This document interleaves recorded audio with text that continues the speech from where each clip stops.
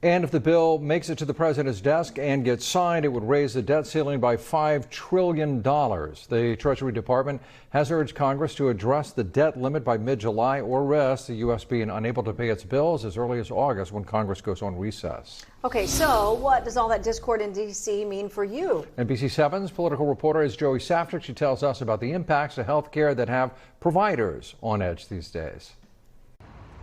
I'm going to focus on the impacts of the Medicaid cuts for a minute. Democrats have been sounding the alarm on that front for weeks. They say the cost of those cuts is people's health.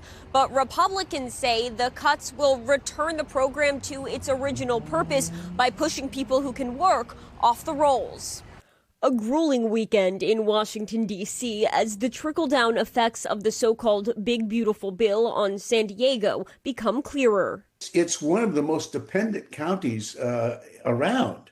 So we're dancing here on slippery slope. The county's budget relies heavily on federal dollars. Those dollars help people facing food insecurity, which has reached pandemic levels, and supports the 1 million people in the county enrolled in Medi-Cal. There's all kinds of hurdles that already exist, and adding to this is just going to increase that and mean that folks are going to lose their health insurance. TrueCare is a healthcare center in the county serving people with high barriers to access. They're already preparing to potentially par down services. Are we going to try to scale back maybe expansion that we were doing? We were thinking of opening up a clinic in a community that really needs it, but now are we going to maybe hold off on that to see how things shake out?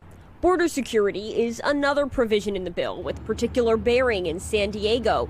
There's increased funding for ICE and the border wall. The Trump administration is touting how few people are crossing the border at the moment. So if the border is secure, if it is indeed safe, then why the need for additional funding?